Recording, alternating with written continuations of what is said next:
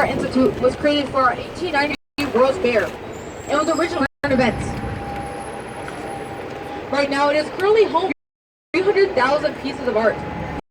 From folk art to modern art, you'll find at the Art Institute. In fact, the Art Institute is actually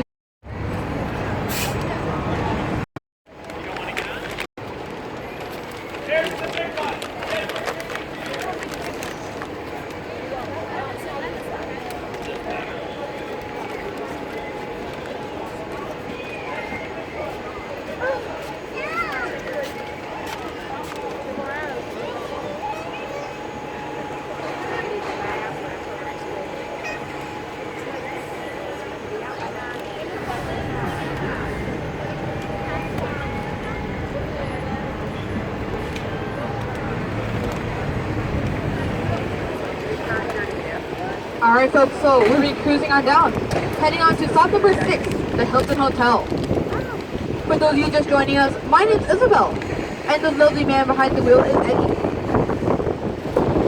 So right now we are leaving Millennium Park and entering a sister park, Grant Park, which you'll see all along your left. Grant Park is one of the older parks here in Chicago, and was in the original plans of 1909.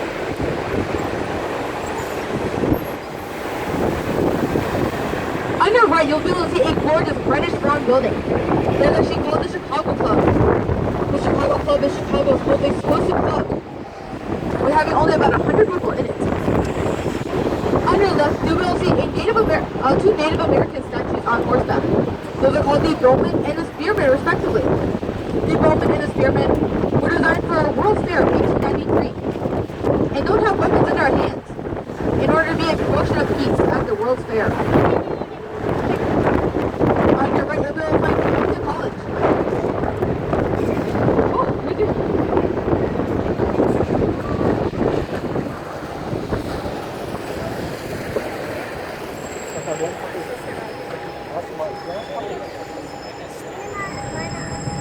No, you're good.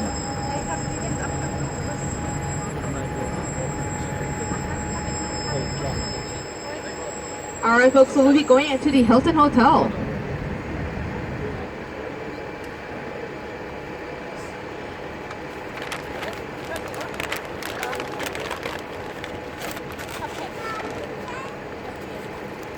Now, the Hilton Hotel was created in 1927 and was originally called the Stevens Hotel when the Stevens family owned it. Now, when the Stevens family went bankrupt in 1947, the Hiltons bought it over and revamped it all around. Here they have over 1,000 different rooms. Will anybody be getting off at stop number 6, the Hilton Hotel and Grant Park, and also the Agora statues? Alright folks, looks good. Thank you again for riding with us.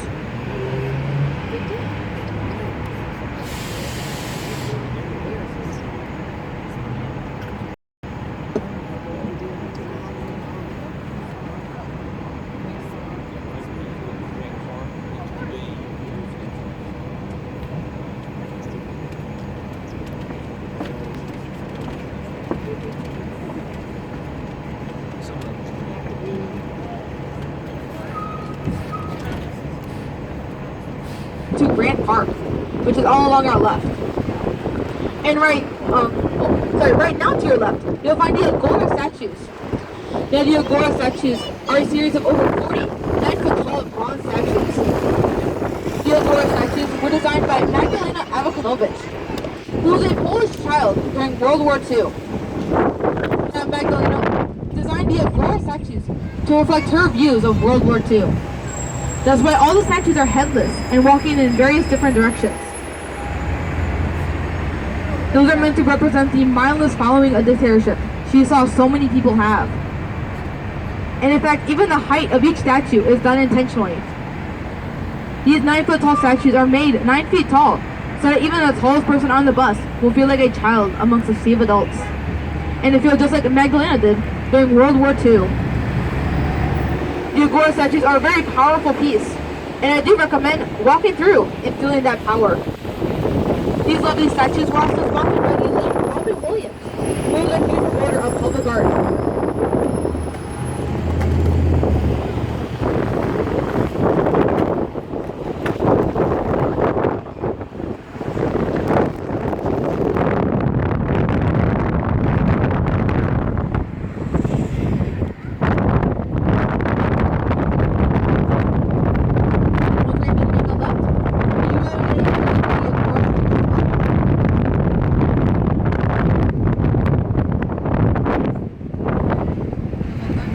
And there they are, through the trees.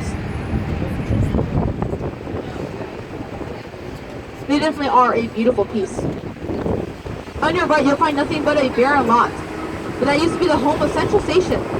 Central Station was Chicago's premier train station all throughout the 1900s. And in fact, during the Great Migration, people came up through Central Station to escape the Jim Crow laws of the South. It has since been torn down, and our main train station is Union Station, near stop number 3.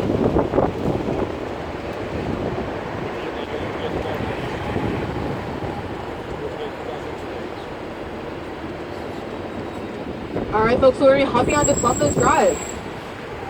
And all along your left, you'll get a sneak peek to our stops number 8 and 9, the Shed Aquarium and the Field Museum. But don't worry, we'll stop at both of those in due time. Alright folks, so right now we're actually heading to a UFO landing site. But don't worry, the aliens are not attacking the city. That UFO is actually top of Soldier Field. Now Soldier Field, the non-UFO part of it, was designed in 1925 and was originally called Municipal Grant Park. It later changed its name in 1926 to Soldier Field after a naming competition in order to honor our veterans. Now it wasn't until the early 2000s when the UFO landed on top of Soldier Field. But don't worry folks, that structure is actually extended rows and VIP box seating for Soldier Field. Now the people in charge of Soldier Field at the time figured that that was more important than our national landmark status, thus leading to creation of that, and Soldier Field losing its national landmark status. When people heard of the news of the construction, people from all over the world were very upset and were very vocal about their opinions, folks. But nonetheless, it did not dissuade people from creating the metallic structure. Now, you may hear some people call it the metallic structure, the eyesore on the lakeshore, and more, but I think it explains itself pretty well. Now, Soldier Field is still a great place to go and have fun. If you're a fan of football, that is where our Chicago Bears play at, in their home stadium. Now, if we have any Beyonce fans on the bus, we actually had a major Beyonce concert here just last weekend.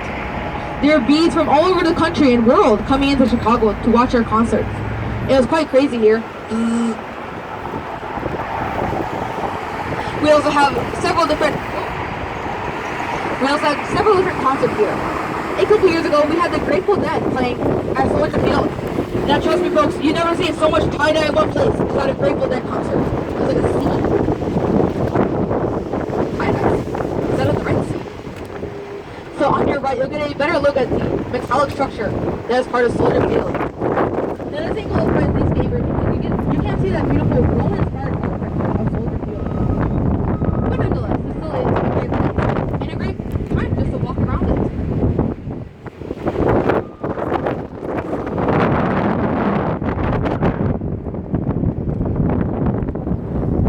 So up ahead, we'll be able to see the Gold Star Families Memorial Park. The Gold Star Families Memorial Park is a park designated to our police department and those who have died in the line of duty.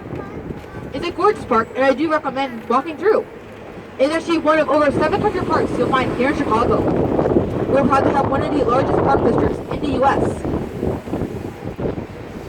Right now, we're entering the museum campus. Now, the museum campus is where you'll find the Adler, the Shed, and the Field Museum, and more. And in fact, this strip of land we're entering right now is called Solidarity Drive. Solidarity Drive is named in order to honor our Polish population here in Chicago. Chicago is proud to have the third largest Polish population in the U.S. So all along your left, you'll find different statues of prominent Polish figures. And actually, all along your right, you'll find a series of boats that is actually Burnham Harbor. Burnham Harbor is our second most popular harbor here in Chicago, the first being over by Navy Pier. Here at Burnham Harbor, they also have the Yacht Club. Now the Yacht Club will not let you in if you don't have a boat. Trust me, I tried. I said I had a bus, but they No compromises at all. Oh well.